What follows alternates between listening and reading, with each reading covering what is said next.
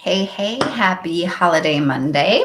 I am excited because I'm coming on today to talk to you about powerful leadership conversations. So many of us are leading within companies or leading our own companies. We're leading for organizations, or we're just individual leaders, or we find ourselves leading people whether we signed up for it or not. So, really wanting to make sure that people feel empowered to have the steps it takes to have really powerful leadership conversations. And that can mean a lot of different things, the kinds of conversations that we might be leading. And we're going to get into that in a minute. But for those who are new to me or new to my page, I just want to introduce myself as we get into this. I'm Cassandra, and I partner with socially conscious and impact driven businesses who care about making a difference in the world with what they do. Sometimes that means businesses, sometimes that means nonprofits or other types of organizations. And I come in and help them be able to really be able to stabilize and grow in the areas of sales, team leadership and development, and operations. And so, really holistic approach to make sure that we're able to cultivate healthy work cultures, environments, and businesses. So, that's who I am and that's what I do.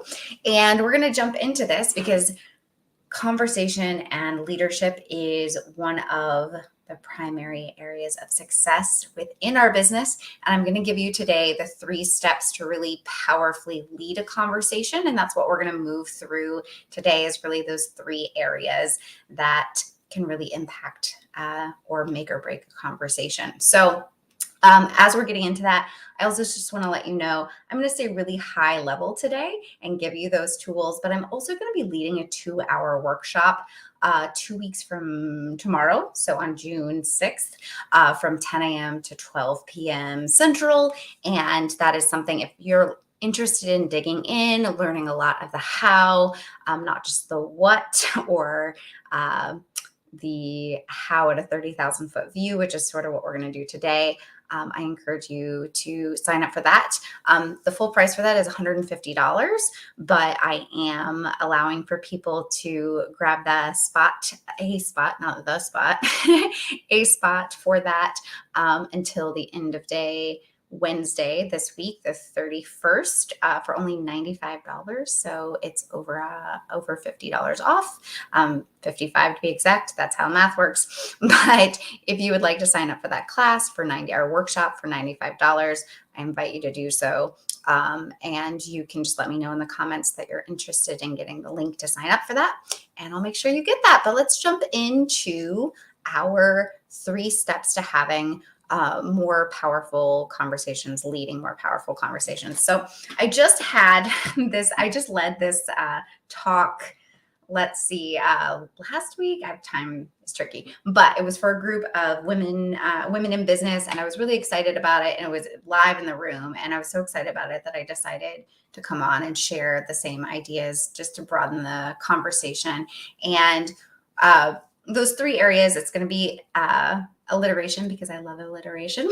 And so we're going to be covering 3 P's to being able to lead more powerful conversations. So the first that we're going to get into is preparation. Now, I know that this is an area that sometimes people don't think or put a lot of effort or energy into prepping for their conversations. And this is across the board, different types of conversations, whether it's sales conversations, reviews that you're leading, being able to lead meetings, being able to have a difficult conversation where you may have to be giving people feedback, or hiring conversations, firing conversations, right?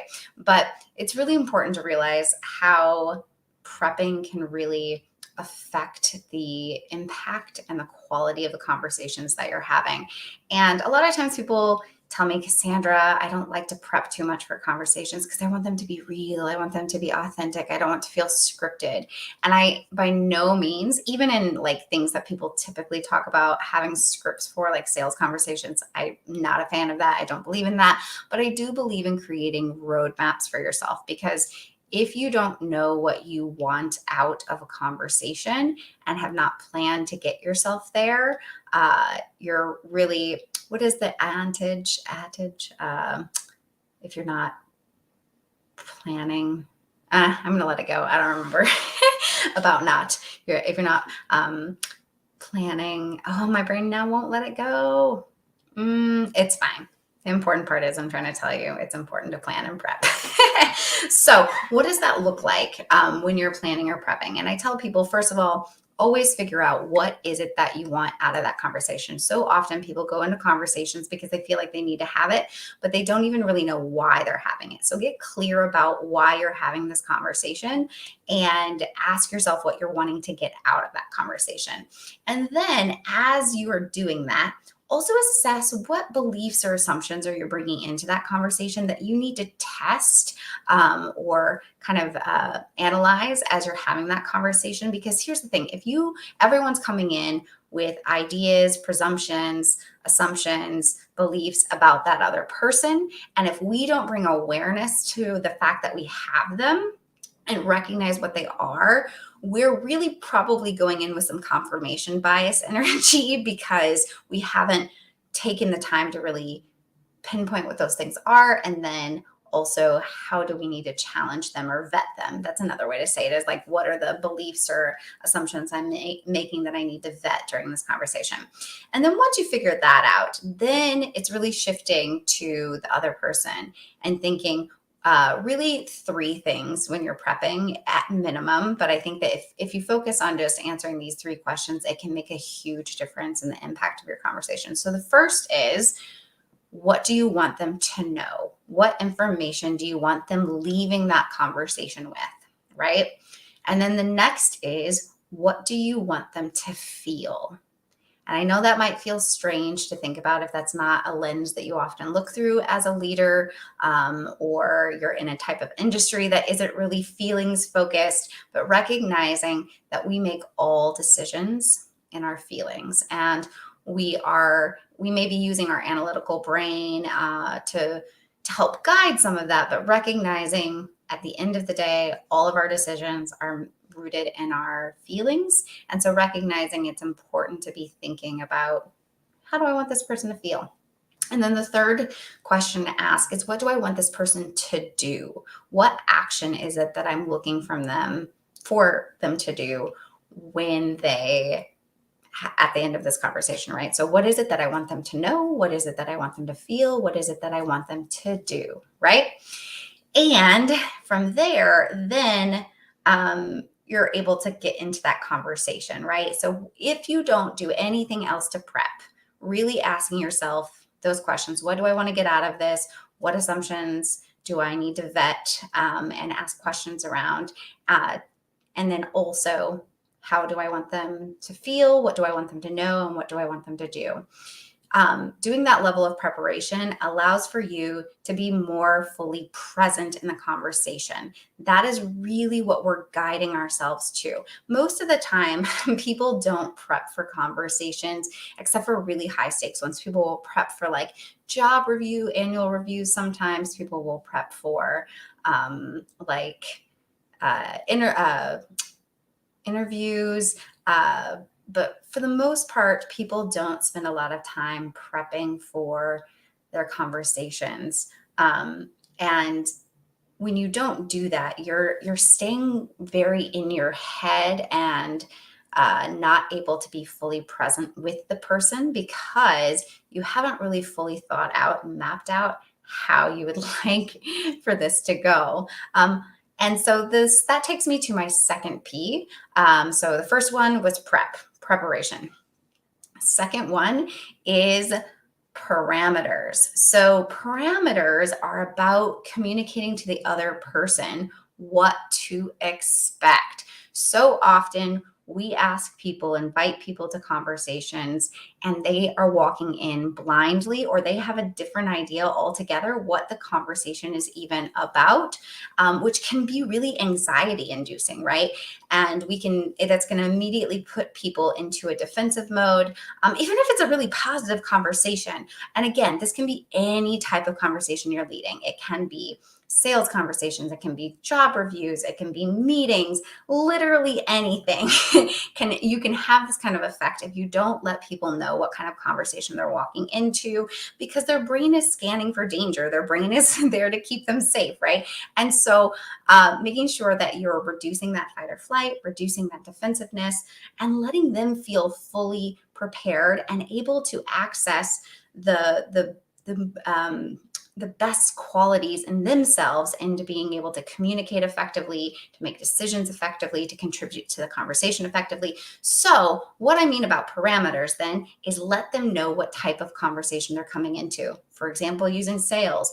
If you are having a sales conversation where you are hoping they are going to be making a buying decision, let them know that that's the kind of conversation they're going into. It feels real icky if it's a bait and switch. They think, oh, we're just getting to know each other, or it's an information call where I'm learning about what this person does, but I'm not here to make a decision about buying.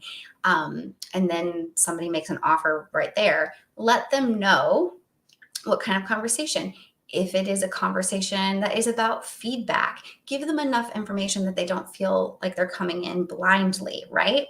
So let them know that you noticed some things, you wanted to talk to them about it, get their buy-in. Again, even as a leader, getting consent to offer feedback, especially when it might be outside of a scheduled time to do that, can really build trust and rapport and let that person feel empowered and able to stay open to that kind of conversation, right? So again, regardless of the kind of conversation you're having, let them know what to expect, what kind of conversation they're coming into, and what information do they need to know ahead of time. Not just like what kind of conversation are you having, but what do they need? What information do they need to be able to get to the knowledge, the feelings, and the outcome you desire by the end of that conversation? Remember how prep, that first part, was figure out what it is that you want out of that conversation, what it is that you want them to do. And in order to do that, what do they need to know coming into that conversation, not just during the conversation?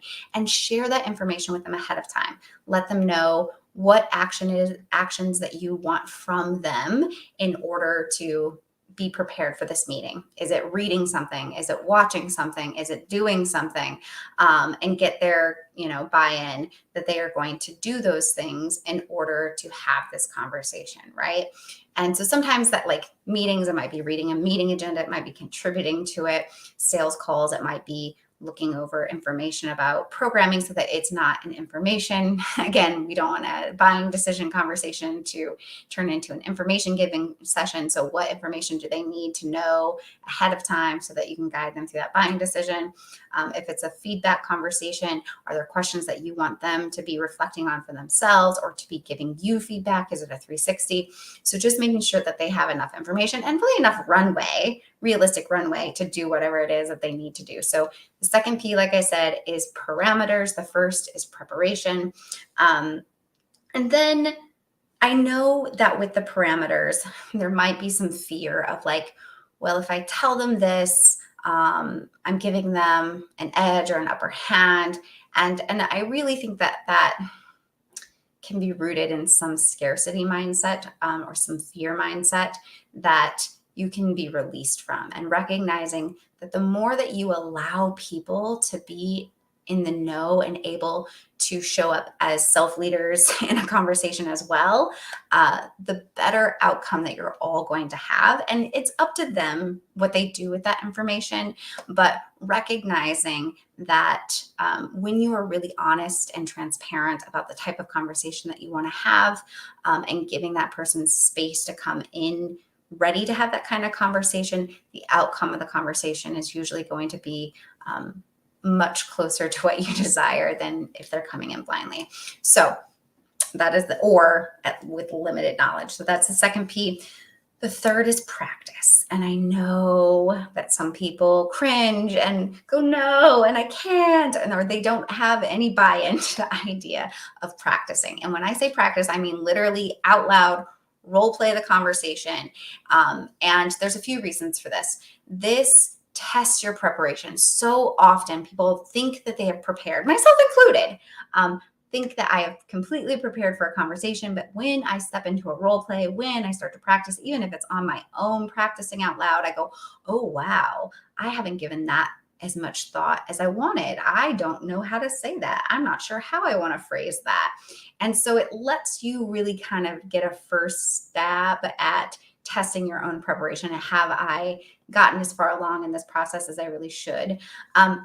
The second is just to show your brain that you won't die because these conversations sometimes can feel really high stakes. Again, whether it is sales or leading a feedback conversation or having a conversation that's hiring or reviews, anything like that. It can feel scary and the stakes are really high, even for the one leading the conversation, even the one, especially the one that is initiating the conversation, right? And so it is showing your brain, your nervous system, that I can go through this process and I won't die. The saber-toothed tiger won't get me, right? We're regulating our own fight or flight by simulating through the situation. Another is that you can practice different scenarios and outcomes, because we can't control or know what that person is going to say or do.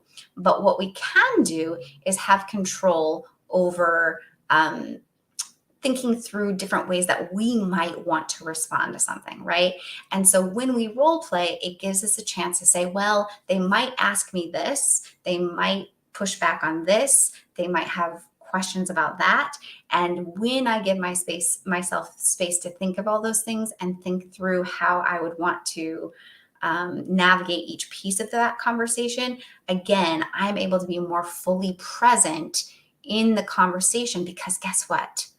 When we haven't prepped, when we haven't practiced, when we haven't done this parameter work, we are in our own heads, again, thinking, what am I going to say next? What is the next thing? How do I want to respond to that? Oh, they've asked this question, but they haven't finished the question and we've stopped listening, right? And so the more that we can prep and practice, the more that we can actually be fully present in that conversation. And by no means do I think that the way that you've prepped and the way that you've practiced is how that conversation is going to go in real life. That would be silly. But what it does allow for you to do is have this whole toolbox already full of ways that you can come at it, and then also keeping you focused. If you know what you want out of that conversation, you're not going to let yourself get as sidetracked by something that may not be leading you to your goal. And to give an example, this is an example I gave the other day when I was talking to a group of business leaders that I was talking to here in Chicago about this. Is there was a colleague who I had brought in on a project with a client, and my client contracted with them separately, but I had made the introduction, thought it was going to be a great fit, and it wasn't. And it was really disappointing. 360. My colleague just wasn't able to deliver in the way that me and my client had hoped or expected. And we just had to end the contract, right? And that person made the decision that they were going to cut off the contract rather than try to move it towards something that could be a better outcome, which is what we had actually originally asked for. But my colleague said, no, I just want to break the contract instead rather than shifting it.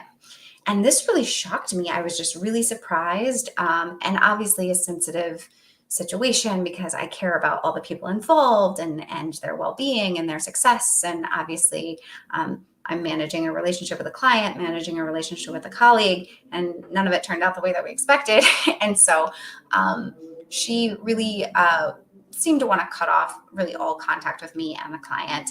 And I reached out to her and let her know it would feel really unfortunate if that's how we ended things. And I knew that she was feeling upset and hurt, and I wanted to give her space, but I also wanted to have a conversation with her about that. And I realized that I was very nervous having this conversation, even though I'm the one that initiated. I wanted to be able to leave the situation on better terms than that, right? And so she agreed to have a conversation with me, And I realized as I was prepping for that conversation, I needed to pull out my own list of questions. I have a whole workbook of prepping for high stakes or difficult conversations. I always say that anything that we feel like is a difficult conversation, I like to reframe and call it an important conversation, because anything that feels difficult is likely difficult because it's important, right? And so here I was prepping for my important conversation with my colleague to make sure that we could leave the situation feeling as positively as we could. And because I had made sure that I had really thought about the outcome that I desired, which was that we could continue sharing space together in uh, the different professional settings that we were in, and that she felt heard, and we could maybe get to a better understanding of what happened. And just again, like I said, just make sure that we could move forward, hopefully rebuilding some trust and rapport with one another, right? Because I knew that was my outcome, I also had to make sure that I was checking things that habitually come up for me in my own sensitivities, my own baggage, I guess, of having a need to feel understood, right? To have a need to feel heard. And when I don't feel understood, when I don't feel heard, I know those are triggers very easily for me to get upset, to get defensive. And because I already know this about myself and I knew that that wasn't the goal of this conversation, I had to keep that kind of in check. And then the other thing was, there were things that if we were doing a feedback kind of conversation, I would want her to know. If it was the kind of conversation where I was sharing what I thought went wrong, that would be a different conversation. But because that wasn't the goal of the conversation, for her to have my perspective and know everything that I thought went differently than desired or planned, I was able to let go of any impulse or distraction to go in that direction with the conversation. Now, did that conversation go exactly as planned? No, but did my intentional prep and thoughtfulness about the outcome, and then practicing the things that I wanted to say and made sure I wanted to communicate the questions I wanted to ask her, we were both able to leave that conversation feeling much better than we did before. Glad we had the conversation. She thanked me for inviting her to the conversation, even though she had originally not desired to communicate anymore. And definitely feel like we landed in that place of wanting to find a way forward with our relationship in our professional settings, right? And I'm so grateful that we were able to get to that place, and I'm grateful that I get that opportunity with her. But it was scary. It was scary to reach out to her and have that kind of conversation.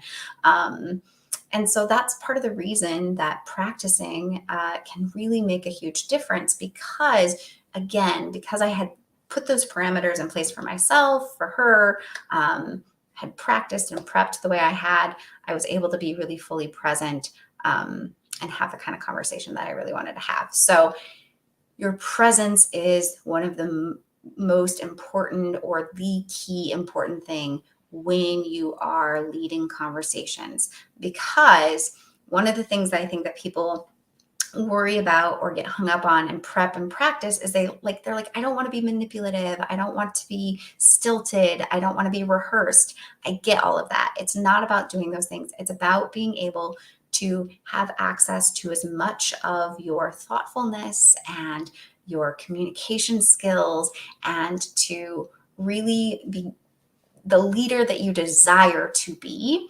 And I know that people have had really weird and sometimes bad experiences with practice. And I say all practice is good practice, in the sense of like whatever you have access to. Sometimes it's practicing by yourself. I practice a lot, in the shower or driving my car or whatever. That's one way to practice. A lot of times people will grab a buddy, someone who lives at home with them, a significant other or child or parent, something like that. Sometimes they're practicing with a cat or dog. A lot of times people practice with colleagues, friends, people that they work with.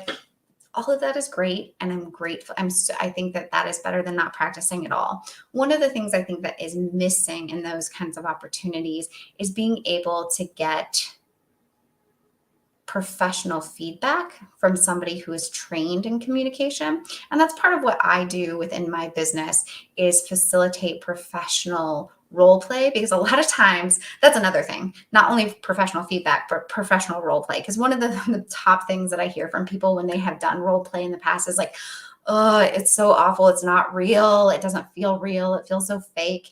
And then the people who are like being the pretend person also feel weird because they're not trained to be improvisers or role players. And so they're in their head thinking like, how do I human, right? Like they're so distracted by their own performance that sometimes they're not able to be fully present. And they are not trained to behave like the person that you are practicing a conversation to have a conversation with, right? And so it can get a little tricky. It can get a little stilted or weird. I'm not saying that not to do that, but what I really love about the work that I do is being able to bring in really high caliber professional improvisers who are also trained as communication coaches so that we can have this space to practice these important high stakes conversations before you go into them. And again, sometimes that's sales conversations, sometimes that's networking, sometimes that's having your annual review conversations or asking for raises. Sometimes it's having those difficult feedback conversations with people that you're leading. Sometimes it's about managing up and how do I have conversations with those who are above me, but who I need to show and demonstrate, lead by example, right, and manage up. So regardless of the type of conversation that you're having, recognizing, I lost my train of thought. Let's see if it comes back to me. Just making sure that we can be fully present. I don't know where I was going with that. Sorry. Oh, ADHD brain sometimes. But again, as a quick review, our 3 Ps for preparation, or not for preparation, for really being able to lead powerful conversations are preparation, parameters, and practice. And when you're able to do that, then you're able to fully show up as the leader that you need to in that conversation. Like I said at the beginning, I am going to be leading a 2-hour workshop on the how, not just the what, or the 30,000 foot view of the how, like we did today, but really unpacking, really being able to have a actionable tools that you can bring into conversations, whether it's one-to-one to conversations or one-to-many conversations, and get the results that you desire while staying true to yourself. That is what's so important. Is that's another thing that people often say to me is, Cassandra, I don't want to be layering on all of these things and feel fake or not feel like me or feel manipulative or insincere. I don't want any of that for you either. That's why we do this work, so that you can truly be yourself while also leading powerful conversations that get what you want out of the conversation. So I invite you, if you are interested into digging into this with me more, learning more of the how, I'm leading a 2-hour in-depth workshop on Tuesday, June 6th from 10 a.m. to 12 p.m. The full price for that is $150. But if you sign up before the end of day Wednesday, this Wednesday, the 31st, it's only $95. So it's $55 off. I'm excited to give you a spot under $100 to come really dig into this, and let me know if that's something that you're interested in doing. Drop a comment below and I will make sure to get you the link so that you can register. And hopefully this helps give you a framework of how you can show up more powerfully and get what you desire out of your conversations. If you have questions, I'm always geeked out about having these kinds of discussions. So feel free to drop your questions and I'll come back and answer those as well. If you're just joining me now, I encourage you to go back and rewatch, catch the replay of this, because this is one of my favorite topics, is really setting people up to have important conversations in a powerful way. So thank you so much and enjoy the rest of your weekend. Bye-bye. Maybe. Now it's bye.